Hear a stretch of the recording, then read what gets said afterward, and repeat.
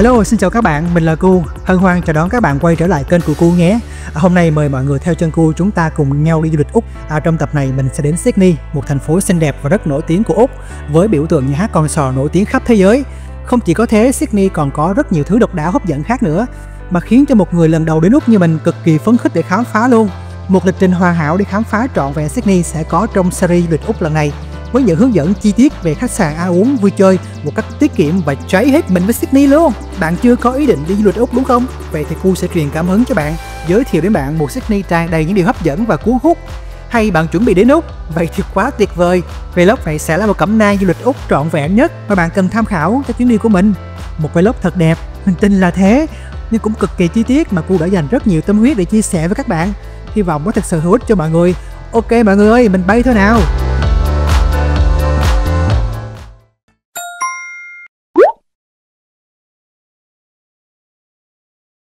Lúc này Cu đang ở sân bay Tân Sơn Nhất, thành phố Hồ Chí Minh, chuẩn bị bay đến Sydney. Đây là chuyến bay khuya của Vietjet khởi hành từ đầu Sài Gòn khoảng 10 giờ tối và thời gian dự kiến đến Sydney là 8 giờ 30 sáng ngày mai. Có một lưu ý quan trọng là bay từ Việt Nam sang Úc là mọi người không được đem nước uống lên máy bay, kể cả nước mua ở trong sân bay cũng không được luôn. Sẽ có nhân viên kiểm tra cái việc này rất là kỹ trước khi mà bạn lên máy bay. Mọi người lưu ý nha, tất cả đều bỏ lại hết. Để tìm kiếm vé máy bay giá rẻ và bay thẳng chặng này thì các bạn có thể cân nhắc lựa chọn giữa vé máy bay Vietjet và Jetstar. Ngoài ra còn có Scott, nhưng hiện tại thì Scott quá cảnh ở Singapore trong thời gian khoảng 8 đến 12 tiếng.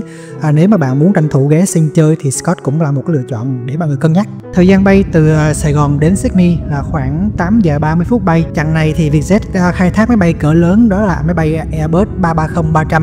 Đây là một loại máy bay thân rộng phù hợp cho những cái chuyến bay dài. Và có một điều lưu ý là mình khuyên mọi người nên mua chỗ thêm 80.000 nữa thôi, nhưng mà các bạn chọn cái hàng ghế cuối rất là rộng rãi và thoải mái. Cái cô áo hồng sau lưng mình này các bạn thấy chưa? Cô cho mình một hộp xôi đậu phộng rất là ngon. Chưa đến xứ người mà tình đồng hương thấm thiết quá trời luôn á mọi người ơi. Lúc này là bạn mình đang hỗ trợ các cô điền cái tờ khai, mặc dù là tờ khai tiếng Việt nhưng mà đúng là có nhiều cái chỗ hơi khó hiểu nếu mà bạn không quen. Tờ khai nhập cảnh thì có tiếng Việt nên các bạn nhớ đọc cực kỹ một chút xíu và đem theo bút để điền. Mình có một lưu ý nhỏ là ở trong cái phần khai thực phẩm, thuốc men khi nhập cảnh, với yêu cầu bắt buộc là khai một cách rất là trung thực tất cả những cái gì bạn đem vào Úc. Lúc nhập cảnh an ninh kiểm tra rất là kỹ nha các bạn, có cả chó nghiệp vụ nữa đó. Nếu mà bạn khai đầy đủ thì khi phát hiện thì họ bỏ lại, không có vấn đề gì cả. Nhưng nếu mà bạn không khai khi phát hiện ra thì có nguy cơ bạn bị hủy visa và quay đầu rất là cao, bởi vì Úc rất là nghiêm ngặt các cái thực phẩm hoặc các cái loại thuốc mà đem vào Úc. Bạn nhìn cái danh sách 11 một bên tay phải, những cái thứ bạn đem theo mà không được liệt kê trong danh sách này thì các bạn tìm xem nó gần giống với cái mục nào nhất thì các bạn ghi thêm vào đó. Ví dụ như mình đem mì tôm thì mình ghi thêm chữ nước đồ vào mục số 6, đem cà phê thì mình viết thêm vào mục số 7, thuốc uống cá nhân thì mình ghi vào mục số 1. Mặt sau thì điền thông tin cơ bản thôi, nói chung là cũng không có gì là quá khó khăn.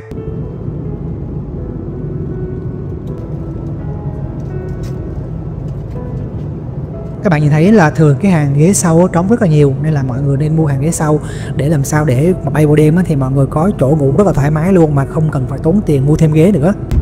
Xin nhớ là tất cả những thức ăn được phục vụ trên máy bay hay tàu phải được bỏ lại. Đừng mang chúng theo khi quý vị rời máy bay hay tàu. Khi quý vị đến, một nhân viên an toàn sinh học sẽ kiểm tra tờ khai hành khách đến của quý vị và túi xách của quý vị sẽ được soi chiếu và kiểm tra. Quý vị phải chịu trách nhiệm đối với tất cả những thứ có trong hành lý của mình. Nếu không thực thà khai báo, quý vị có thể bị phạt. Thị thực của quý vị có thể bị hủy và quý vị có thể bị từ chối không cho bầu. Quý vị cũng có thể bị truy tố ra tòa. Nếu quý vị thấy không chắc chắn, hãy khai báo. Quý vị sẽ không bị phạt nếu khai báo và trình bày tất cả mọi hàng hóa, ngay cả khi chúng không được phép mang vào Úc. Chúng tôi cũng cần giữ cho mọi người được an toàn đối với các bệnh có thể lây lan. Wake up, today's gonna be a good day. Wake up, today's gonna be a good day. Wake up, today's gonna be a good day. Wake up, today's gonna be a good day. Wake up, today's gonna be a good day. Wake up, today's gonna be a good day. Mình thấy sân bay Sydney khá là nhỏ, từ cửa máy bay đi thẳng một đường là tới chỗ hải quan nhập cảnh luôn. Mình cũng chuẩn bị sẵn vé máy bay khứ hồi, lịch trình booking, visa in sẵn các thứ, nhưng mà người ta chỉ lấy mỗi một cái passport scan là xong, không hỏi bất cứ một điều gì luôn. Mình cũng khá là bất ngờ khi mà đi ngang qua thì mình thấy có rất nhiều người bị vịn lại, đưa ra một cái chỗ riêng. họ lục tung vali và chó nghiệp vụ kiểm tra, nhưng không biết sao mình qua rất là nhanh. Chắc chưa tới 5 phút là mình đã đi qua hết các cái cửa kiểm tra rồi. Bây giờ mình sẽ vào lấy hành lý và đi vào trung tâm thôi nhé mọi người.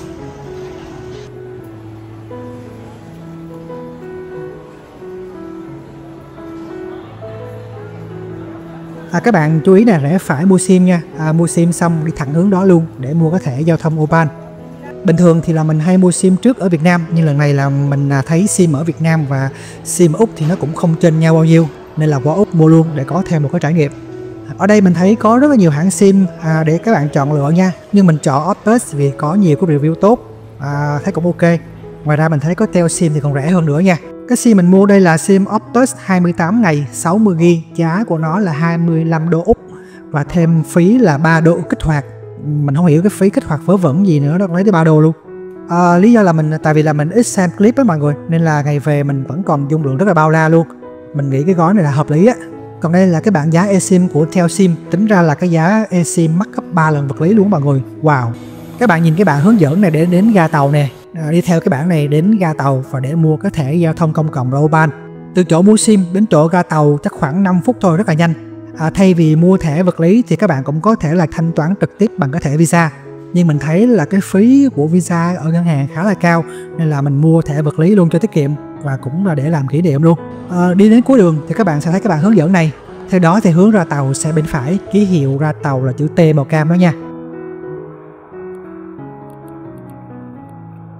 Bên trái này là thang máy đi xuống hầm này, kéo vali nặng thì các bạn có thể sử dụng thang máy này. Còn bên tay phải thì đi thang cuốn, mình sẽ đi thang cuốn nha, coi bộ thang cuốn nhanh hơn thang máy á, bởi vì thang máy chờ lâu quá.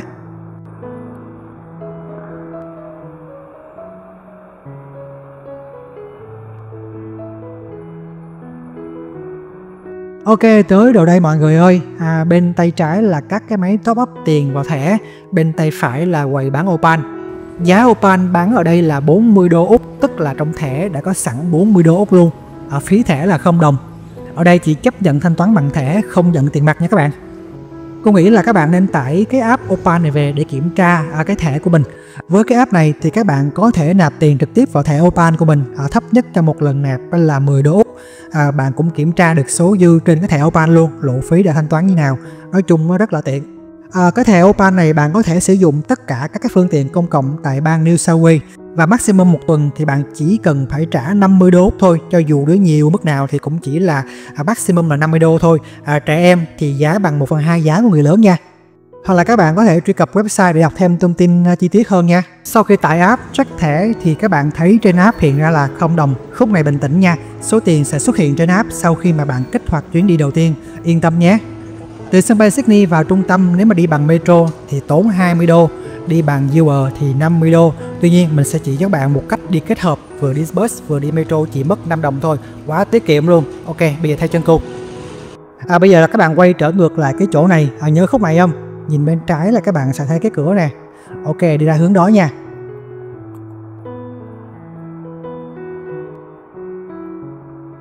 Rẽ phải rồi băng qua đường nha. Tiếp tục rẽ trái nè.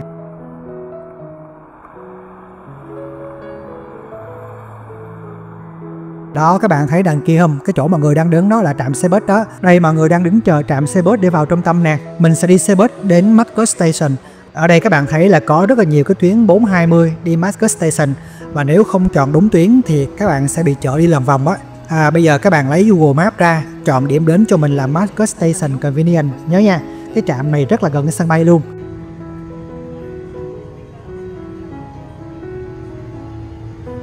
Trên xe bus không có cái bảng thông báo trạm xuống thì các bạn nhìn vào định vị của Google Maps để canh cái trạm mà xuống, bởi vì xe nó sẽ không tự động dừng lại mỗi trạm đâu nha. Cái xe bus màu đỏ đằng kia các bạn thấy không? Đó là cái xe bus vừa thả mình xuống đó. Rồi đây các bạn nhìn sang bên trái, đi theo hướng này tới một cái ngã tư ngay trước mặt. Đây ngã tư nè, rẽ phải băng qua đường nha. Rồi ok, đầu kia là Mascot Station đó các bạn. Đi bằng cách này thì nó hơi lằng ngoằng một chút xíu, nhưng các bạn tiết kiệm được tới 15 đô, tức là tiết kiệm được 260.000 tiền Việt luôn đó mọi người. Các bạn sẽ đi vào trung tâm bằng cái Airport Link này. Đây cũng là cái line chạy từ sân bay vào đó, nhưng mà nếu các bạn đi từ sân bay luôn thì các bạn sẽ mất phí sân bay, còn đi bus ra đây thì không tốn cái phí đó.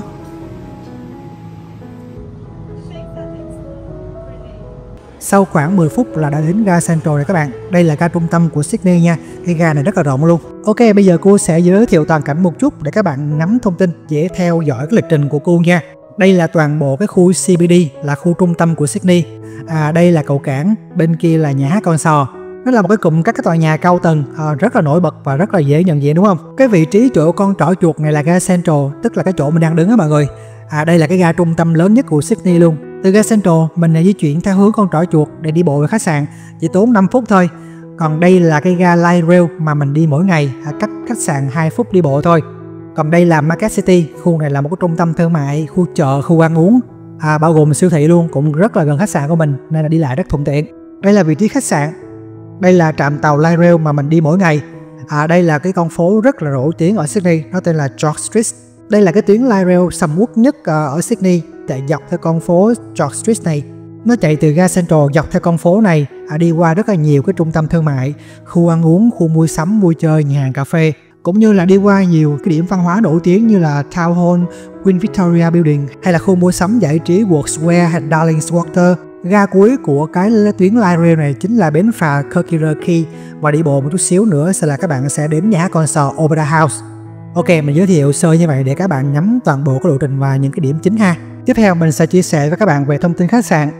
Cô tìm khách sạn ở trong khu CBD với 3 cái tiêu chí là khu trung tâm CBD, có phòng tắm riêng và giá rẻ.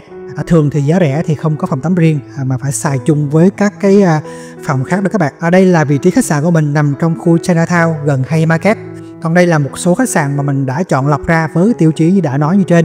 Tất cả khách sạn này đều nằm trong khu CBD, có thiết kế đẹp, sạch sẽ, nhìn sang và được đánh giá cao. Quan trọng nhất là có mức giá rất là hợp lý. Các bạn có thể xem thông tin mình để phần mô tả nha. Xem thử là có hợp gu mọi người không ha.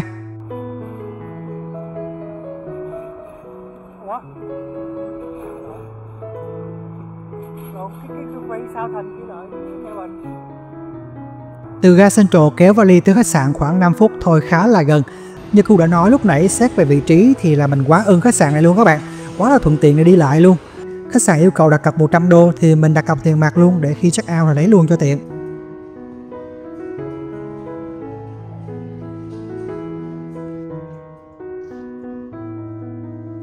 Ta-da! Phòng của mình đây rồi mọi người ơi. Cũng ok quá ha. Phòng có cửa sổ lớn hoành tráng, có toilet riêng. Diện tích phòng này là 23 m² nha. Không gian thì hơi nhỏ một chút xíu vì nó có 2 giường. Tuy nhiên do có cửa sổ lớn bên cạnh nên là nhìn rất là thông thoáng.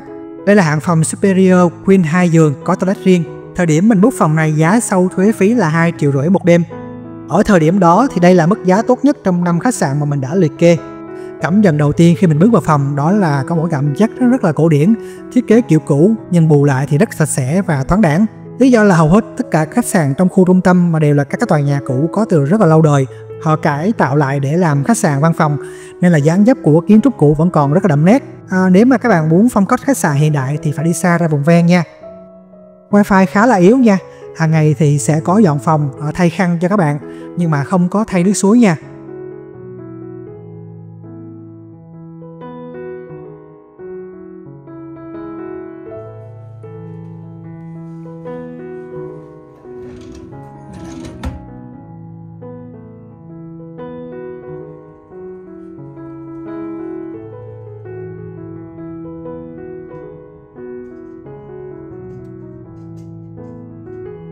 Ok, đây là lịch trình chiều nay của mình.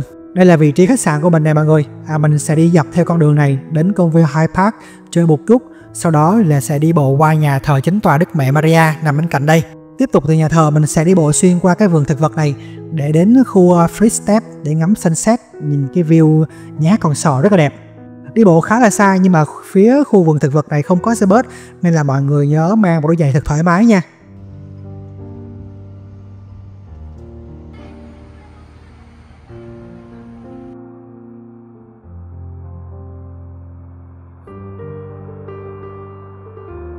Hôm nay trời nắng rất là đẹp nên là mình phải tranh thủ chứ xem thời tiết mấy ngày tới có ngày sẽ rất là âm u. Sydney mùa tháng 11 thì nhiệt độ trung bình tầm 18 đến 20 độ, rất là mát mẻ dễ chịu. Nhưng mà cũng có những cơn mưa bất thường hoặc là trời mây âm u. Vì thế là mình sẽ lên đồng lịch trình ngày nắng ngày mưa sao cho hợp lý nhất để tham quan và chụp hình. Mặc dù là đêm qua mình không có ngủ được do mình thuộc cái tiếp người khó ngủ, nhưng mà đi dạo buổi chiều đẹp thế này thì thêm cái cảm xúc háo hức lần đầu đến Úc nữa. mình vẫn cảm thấy rất là khỏe và rất là nhiều năng lượng phấn khích luôn.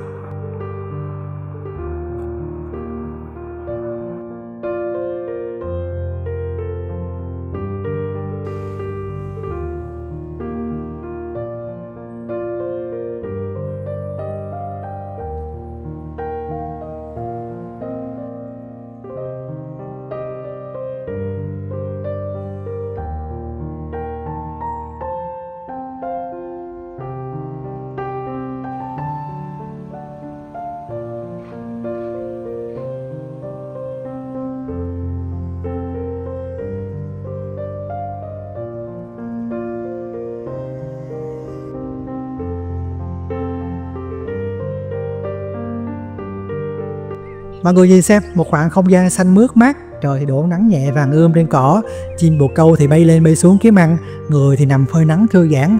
Một khung cảnh quá đẹp và gợi cảm giác bình yên đúng không mọi người?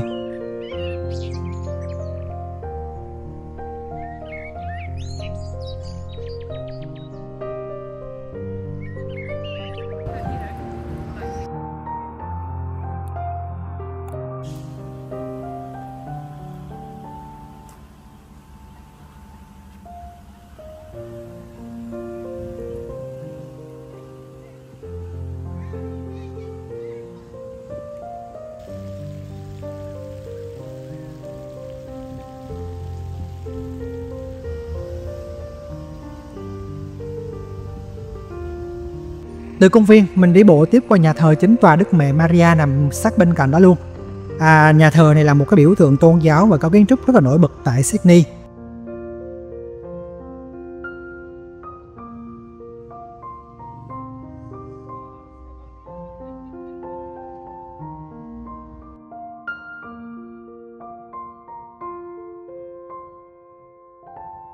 Theo thông tin mình đọc được thì nhà thờ được xây dựng từ năm 1866 đến năm 1928 theo thiết kế của kiến trúc sư rất nổi tiếng thời bấy giờ, đó là William Waddell. Đây là một trong những cái công trình tôn giáo rất là lâu đời tại Úc và nó có một cái giá trị văn hóa và tôn giáo rất là quan trọng ở Sydney.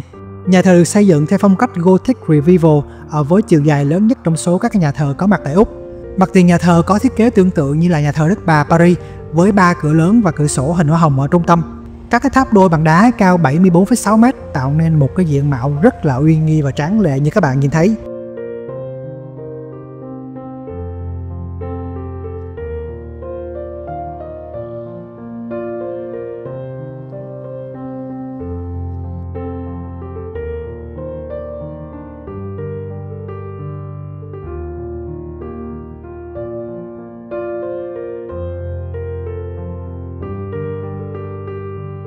Và đây là không gian phía trước nhà thờ rất là rộng luôn, được trang trí hoa, cây cảnh, ghế ngồi thư giãn. Nói chung rất là đẹp mắt. Nhà thờ này mở cửa từ 6 giờ rưỡi sáng đến 6 giờ rưỡi tối. Bạn có thể vào tham quan bên trong nhà thờ bằng 2 cái cửa bên hông nha. Được phép chụp hình thoải mái luôn. Nhưng mà nếu trong cái giờ làm lễ thì tuyệt đối không được quay phim chụp hình nha.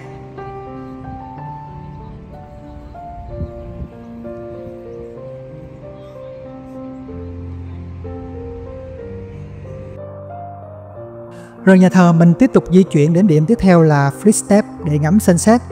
Trời thì mát mát, nắng thì vàng ươm. Sao mình thích cái cảm giác này ghê luôn á mọi người. Thích quá mà đi bộ không thấy mỏi chân luôn đó. Thời tiết thì mát mẻ, trời thì đẹp nữa chứ.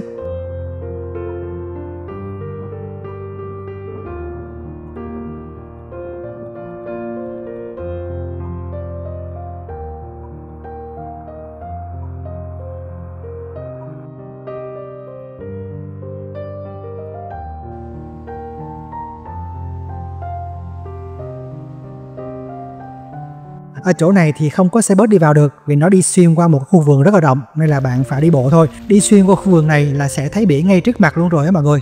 Dọc cái trục đường ven biển này buổi chiều thì mình thấy rất là nhiều người chạy bộ đi ngắm sunset. Một bên là biển, một bên là thảm cỏ xanh, trời nắng thế này thì quá lý tưởng để mà chạy bộ luôn á mọi người.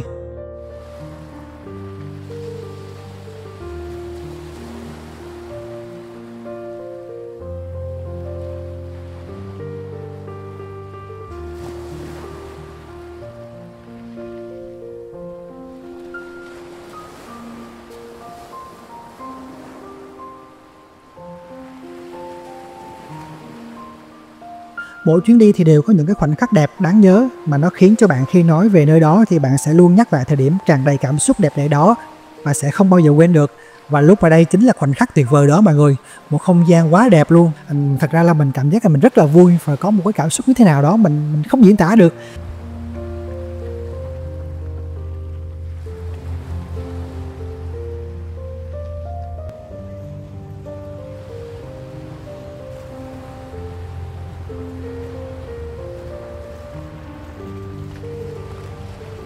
Từ điểm Footstep này mình tiếp tục đi bộ ven biển theo con đường này đến điểm cuối cùng của con đường này là Mrs. Macquarie Chairs. Ở chỗ này có rất là đông người ngồi ngắm sunset. Các bạn thấy không? Phía xa kia là nhát con sò đó. Và chiều nay nắng quá đẹp luôn, thời tiết thì dễ chịu vô cùng.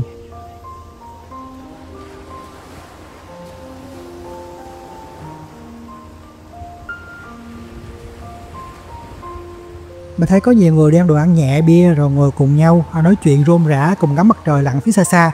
Công nhận một buổi chiều quá đẹp.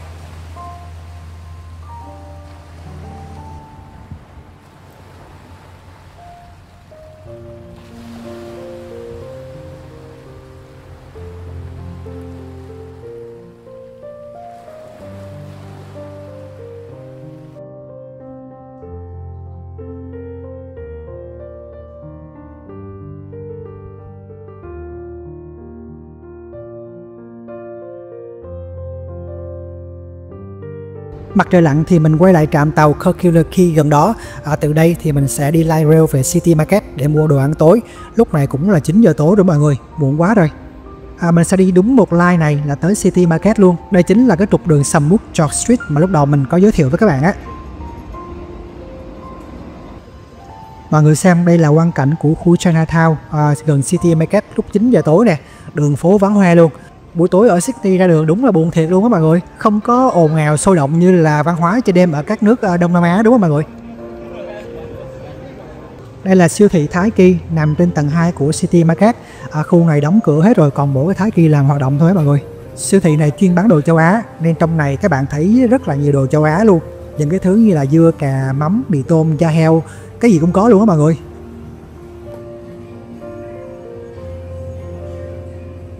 Nước sú ở siêu thị là 3 đồng 2 nha, tức là khoảng 50.000 tiền Việt đó. Mà ở siêu thị là rẻ nhất rồi nha, mua ở ngoài còn mắc hơn đó. Trứng gà thì có nhiều size, chênh nhau cũng nhiều nè. Bộ hộp 12 trứng là 8 đô, tức là khoảng 130.000 tiền Việt. Cây salad này là 2 đô, là 35.000 tiền Việt nè. Mình lướt sơ qua để các bạn đánh giá biết được cái độ chênh lệch giữa mức sống của Úc và Việt Nam nha. Vì vậy đi du lịch ở Úc mà tiết kiệm chính là tự nấu ăn thôi. Nhưng mà nếu các bạn đi theo nhóm thì tự nấu mới rẻ. Chứ đi mà 2 người với bọn mình thì tự nấu thì cũng không rẻ hơn bao nhiêu hết. Nhưng mà đi chơi về muộn quá 9-10 giờ đêm như vậy thì quán xá cũng đóng cửa hết rồi mọi người, không có nhiều cái lựa chọn đâu.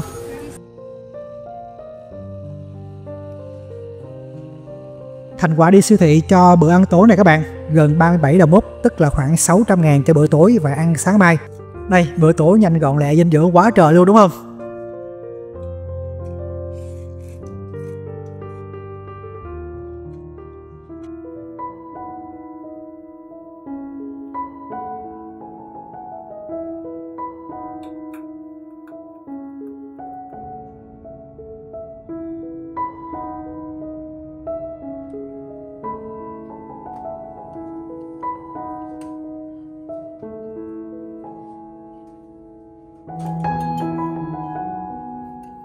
Chào mọi người buổi sáng. Sáng nay thì mình ăn sáng tại phòng với bánh mì, mứt và táo mua tối hôm qua ở siêu thị.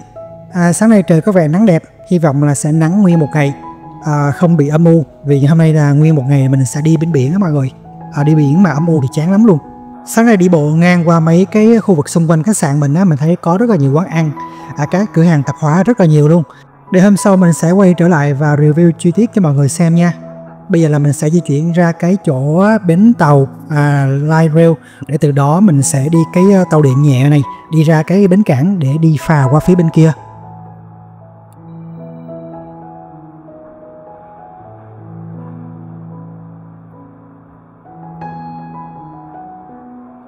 Đây là cái trạm tàu điện light rail mà mình đi mỗi ngày nè mọi người, vì nó gần ngay khách sạn luôn.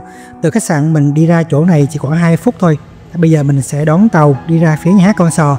Tranh thủ hôm nay trời nắng đẹp thì mình sẽ đến đó chụp hình check-in trước, sau đó thì mới đi phà qua phía bên kia. Đi light rail thì các bạn nhớ quẹt thẻ Opal ở các cái trụ ở phía bên ngoài nha. Quẹt lúc lên và lúc xuống. Nếu mà bạn quên quẹt thẻ lúc xuống thì nó sẽ tự động trừ tiền nguyên một chặng luôn đó.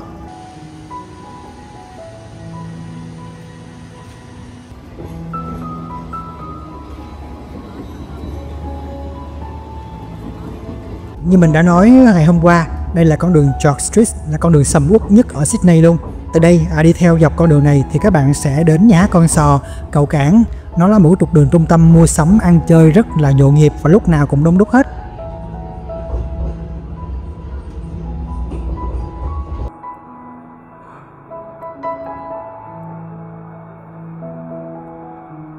Ok, bây giờ cô sẽ chia sẻ với mọi người lịch trình của ngày hôm nay để mọi người dễ theo dõi cái hành trình nha.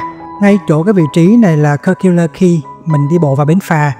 Sau đó mình sẽ đi dọc theo cái lối này để đến nhà hát Con Sò ở đây chơi một lúc. Tiếp theo thì mình sẽ đi ngược lại bến phà, đi phà qua bên Kirribilli. Các bạn cứ dùng Google Maps và gõ điểm đến là Kirribilli thì các bạn sẽ biết là lên phà số mấy nha. Khi đến Kirribilli rồi thì phà sẽ ghé vào đây để các bạn xuống.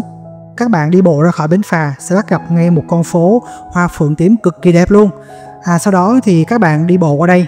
Chỗ này sẽ ngắm cái view trực diện nhà hát Con Sò siêu đẹp luôn mọi người. Tọa độ cái vị trí này thì mình để trên màn hình nha. Tiếp theo các bạn tiếp tục di chuyển con đường này đi ven biển và đi về hướng cầu cảng. Đến cuối đường thì các bạn sẽ thấy một cái lối bên trái dẫn xuống biển. Các bạn đi theo con đường đó, khu này về chiều đẹp lắm luôn á mọi người. Tiếp tục đi theo con đường ven biển thì các bạn sẽ đến cầu cảng, đi qua cầu cảng luôn. Rồi tiếp theo thì các bạn đến vị trí này là Luna Park. Tiếp tục hành trình men theo một cái con đường cỏ lau rất là đẹp để đi vào khu vực là Lavender Bay. Đoạn cỏ lau này đẹp lắm luôn mọi người. Các bạn nhớ đến cái vị trí Water Fountain này để chụp cầu cảng nha, điểm nhấn của Lavender Bay đó mọi người. Sau đó thì mình sẽ quay ngược lại cái bến phà Milson Point Wharf để đi về phía bên kia. Rồi tiếp theo thì mình sẽ đi đến Observatory Hill Park để đón sunset. Ok, đó là toàn bộ cái lịch trình ngày hôm nay mình sẽ đi đó mọi người.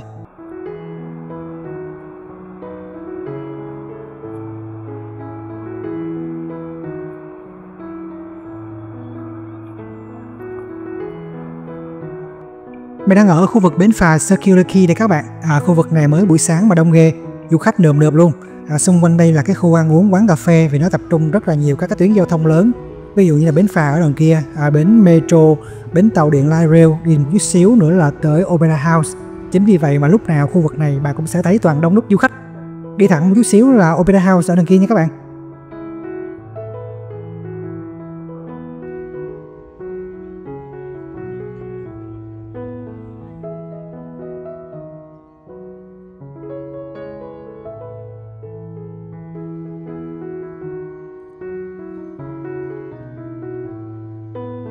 Nếu mà các bạn muốn trải nghiệm cảm giác mạnh đi cano ra ngoài khơi để xem cá voi thì mọi người mua vé ở đây. Tùy mùa, tùy địa điểm thì cá voi sẽ khác nhau và loài cá nó cũng sẽ khác nhau nữa nha.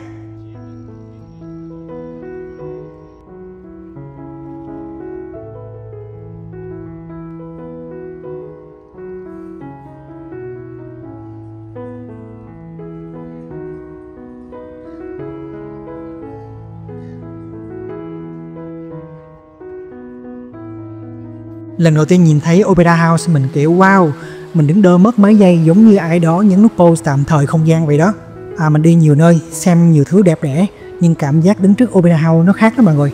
Nó khó tả kiểu gì á, nó không phải quá hoành tráng hay sang chảnh như những bức hình trên postcard đâu, mà nó quá thật đẹp, độc và có gì đó rất là Úc. Từ xa nhìn lại mái vòm trắng ngà giống như những cánh buồm khổng lồ đang lững lờ trên biển xanh. Nắng chiếu xuống mọi thứ lấp lánh vừa nhẹ nhàng mà vừa rất là lộng lẫy. Cảm giác như đúng kiểu ôi trời mình đã đến đây rồi nè các bạn ơi, mình đang ở đây tại Úc, mình ngắm biểu tượng của nước Úc nè.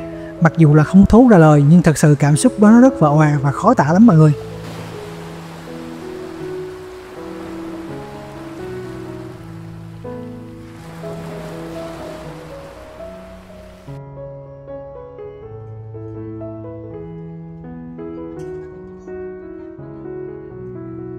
Rồi Opera House mình quay lại bến phà để tiếp tục đi phà qua phía bên kia là Kirribilli. Bạn có thể đi bus xe rẻ, tuy nhiên khi đi phà thì ngắm Opera House từ xa rất là đẹp. Các bạn nên đi phà nha. Một chuyến phà ngắn như thế này phí là khoảng 7 đô Úc, tức là 120.000. Đi phà thì mắc nhất trong tất cả các phương tiện công cộng ở Úc. Tuy nhiên cái mức độ xa gần thì giá sẽ khác nhau nha, nhưng mà gần nhất là 7 đô trong một lần.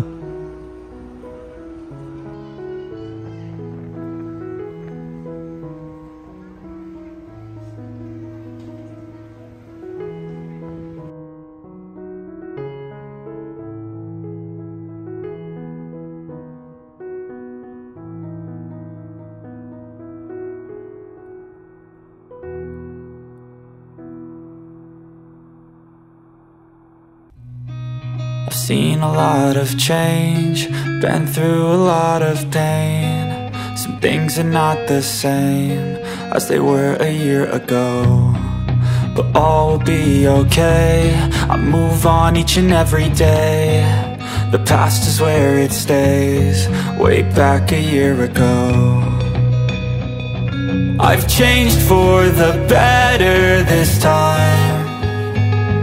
I thought I would never be fine. I strive just to say I'm alright, and for the first time in a long time I'm alright.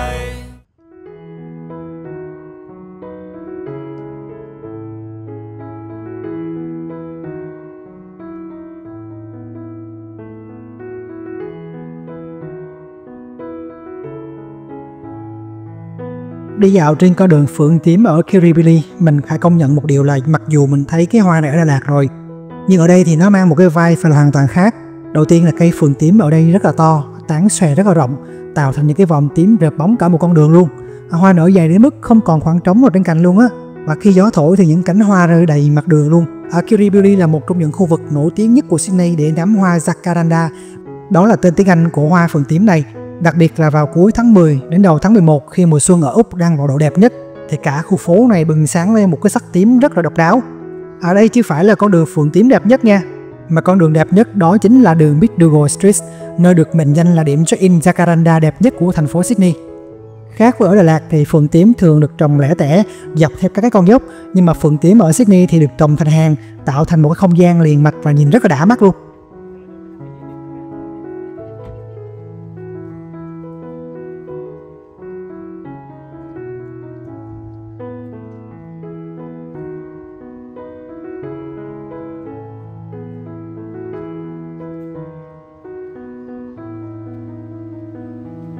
Đứng ở đây thì bạn không chỉ có cơ hội chụp những bức ảnh đẹp mà còn có cảm giác một cái không khí rất là Sydney, một chút gì đó rất cổ điển của các ngôi nhà thấp thấp kiểu Anh hòa quyện với sắc tím nữa, tạo nên một cái không gian rất là đẹp và rất là lãng mạn luôn. Với mình thì phượng tím ở Kirribilli không chỉ là một cái khung cảnh đẹp để chụp hình mà nó còn là một cái trải nghiệm rất đặc trưng mùa xuân ở Sydney. Nếu mà có dịp đến đây thì bạn hãy dành thời gian đi bộ, ngắm hoa rơi, hít thở không khí biển trong lành và hiểu vì sao người dân địa phương ở đây rất là mê mẩn cái hoa Jacaranda này.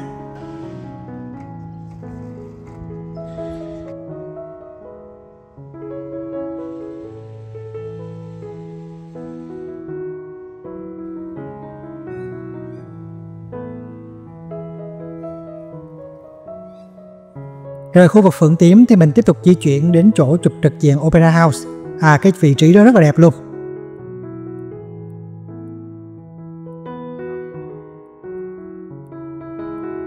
Đây, vị trí chụp rất là độc đáo đó đây các bạn. Cái góc chụp này chụp lúc chạng vạng tối là xuất sắc lắm luôn nha.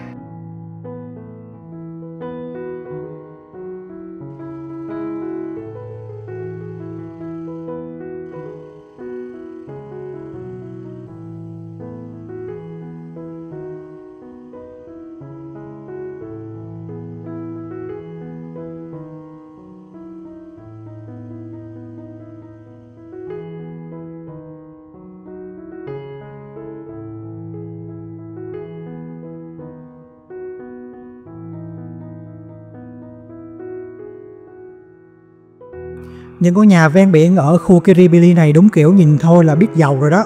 Nằm ngay sát bờ cảng, từ đây có thể ngắm trọn vẹn nhát con sò cầu cảng và trông nó đẹp như trong postcard luôn. Mấy căn hộ nhỏ 1-2 phòng ngủ này giá thuê không hề dễ chịu nha, tầm 800 đến 1.500 đô một tuần. Còn mấy cái biệt thự hướng biển siêu xịn này thì bạn phải chuẩn bị từ 5.000 đô trở lên một tuần nha. Vậy thì ai sẽ thuê những căn hộ siêu đắt này? Đó là chủ yếu là giới doanh nhân, người nổi tiếng hoặc các gia đình khá giả muốn có hưởng thụ cuộc sống bình yên thì họ sẽ thuê. Lý do ở cái khu Kirribilli này đắt đỏ thôi là vị trí quá đẹp. Nó chỉ mất vài phút đi phà hoặc lái xe là đã tới cái trung tâm Sydney rồi, cộng với không khí yên bình, trong lành, rất là khác cái nhịp sống hối hả của thành phố ở bên kia. Đúng là những căn hộ view triệu đô ở khu Kirribilli không dành cho tất cả mọi người, nhưng mà đi dạo thì miễn phí, bạn có thể đi dạo miễn phí để ngắm cái view rất đẹp này và không tốn bất cứ một đồng nào. Rẽ trái này các bạn ơi, rẽ trái là đi xuống đi nối ven biển rất là đẹp luôn. Không chỉ du khách mê mà dân địa phương ở đây cũng rất là mê. Đi dạo trên con đường nhỏ ven biển ở khu Kirribilli này, nhất là cái đoạn Marybrook Lookout thì mình phải thừa nhận là nó kiểu như là Mercy khi đến Sydney vậy các bạn.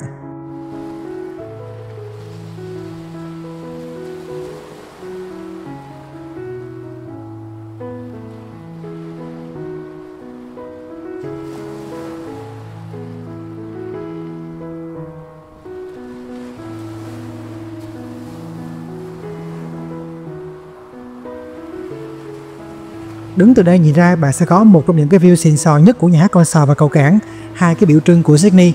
Không cần phải chen lấn hay xô bồ như là ở bên khu kia, ở bên này có gió biển, có tiếng sóng vỗ nhẹ nhàng và cả một cái bầu không khí rất là yên tĩnh.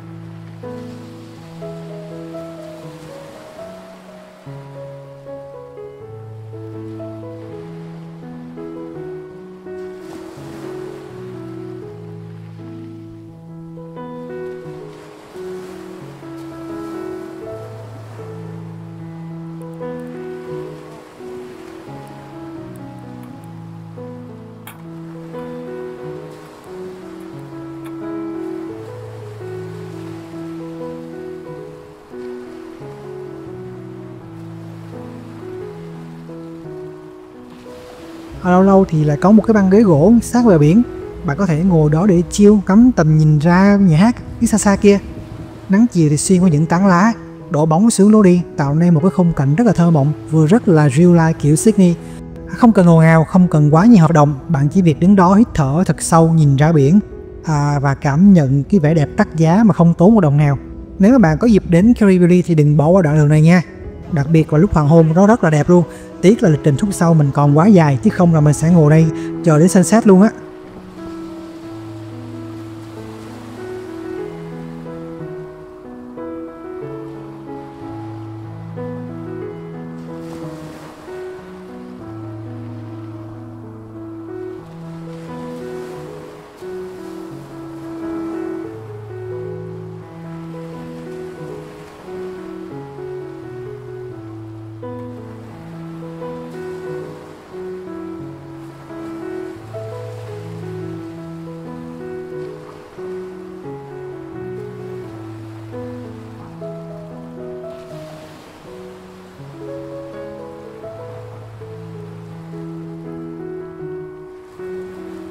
Mình cứ đi theo men con đường biển này đi tới cầu cảng và thẳng tiến phía bên kia luôn là Luna Park. Không khí buổi chiều rất là mát mẻ, yên bình quá luôn á mọi người. Ở bên này thì là mọi thứ nó cứ chậm rãi yên bình, không có quá ồn ào và sôi động như là phía bên kia.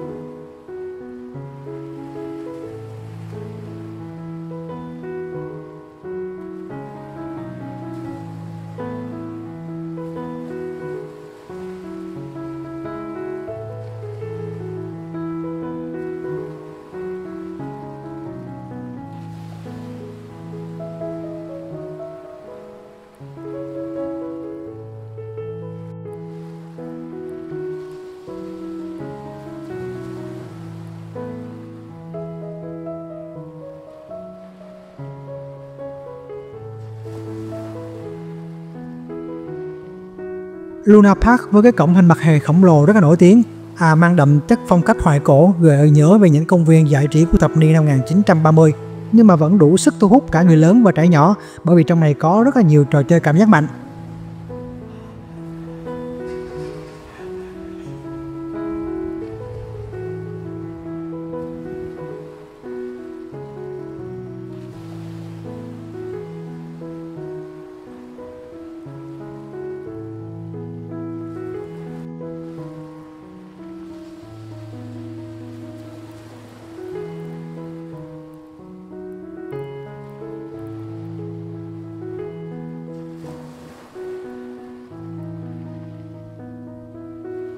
Buổi chiều đi dạo khu bên này thích ghê á mọi người. Đằng kia là Lavender Bay các bạn. Bây giờ là mình sẽ di chuyển vào trong đó nha.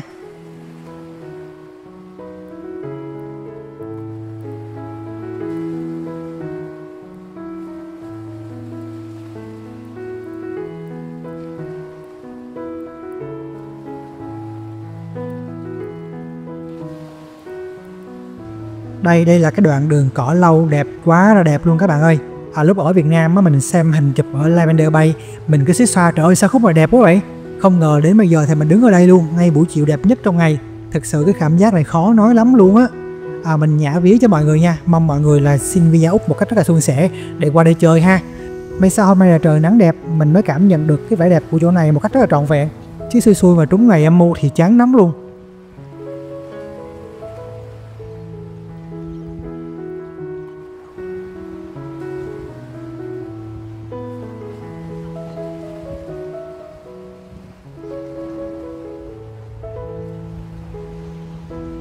Đây đến rồi mọi người ơi, vị trí xuất sắc nhất ở Lavender Bay là chính là góc này. Góc này nhìn thẳng về hướng cầu cảng Nhát Con Sò. Buổi chiều trời xuống trời đẹp, giá man là đẹp luôn.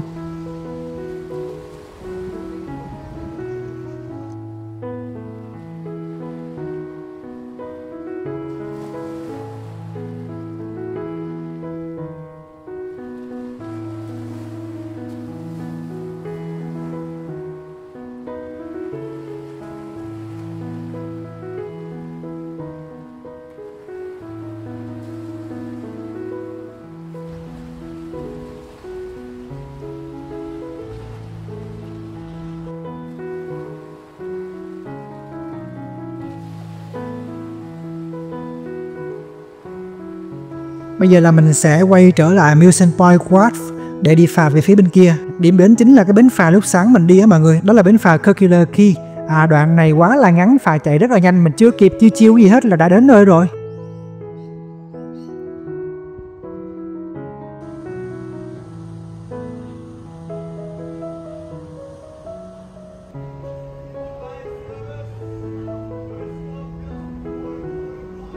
Bây giờ là mình đang tiếp tục di chuyển đến điểm cuối của ngày hôm nay, đó là Observatory Hill Park để đón sunset. Chỗ này nổi tiếng là view đẹp buổi chiều ở Sydney nên là sẽ rất là đông luôn, đông hơn buổi chiều hôm trước nha.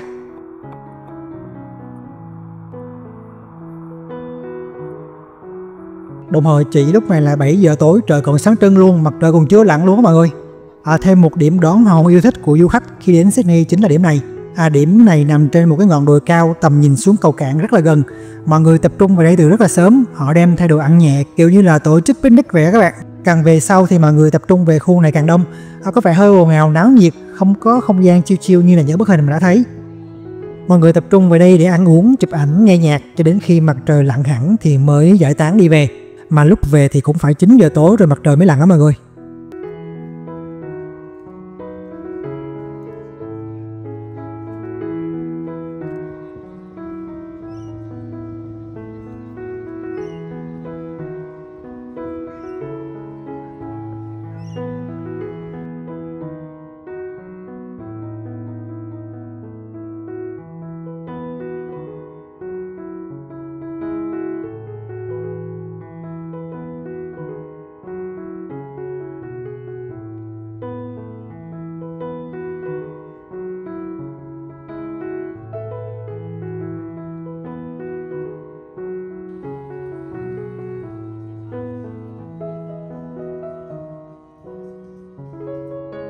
Trên đường về khách sạn thì mình ghé qua siêu thị Woolworth để mua một ít đồ ăn tối. Woolworth là một trong vài cái siêu thị rất là nổi tiếng ở Sydney về chủng loại hàng hóa và rất là đa dạng. Bây giờ là mình sẽ đi dạo vòng siêu thị nha. Hộp dâu này trị giá là 50.000 Việt Nam nè, Việt Quốc là 60.000 tiền Việt nè. Để coi nước suối bao nhiêu? Nước suối 65.000 nha. Hộp sushi này là 200.000 này mọi người. Hộp bánh này 8 cái là 75.000 tiền Việt nè. Một bó rau thấp nhất là giá 50.000 nha.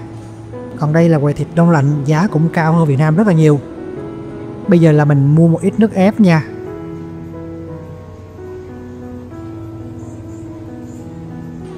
Ok, xong hết thì các bạn ra chỗ này tự tính tiền, tự quẹt thẻ hoặc là trả bằng tiền mặt. Các bạn nhớ đem theo một cái túi để đựng đồ đi siêu thị nha, rất là tiện luôn. Ok, thành phẩm đi siêu thị của ngày hôm nay. Bây giờ là mình chuẩn bị buổi tối chứ mệt quá rồi. Đi cả ngày liên tục, tối về là cạn pin luôn á mọi người. Lịch trình ngày mai là mình sẽ đi sở thú. Mình rất là háo hức bởi vì mình sắp gặp cái con kangaroo và con gấu túi koala, là hai cái linh vật của Úc luôn á mọi người. Ok, hẹn gặp lại mọi người ở tập sau nha. Bây giờ mình đi ăn đây, mình đói quá rồi. Bye bye, chúc mọi người ngủ ngon.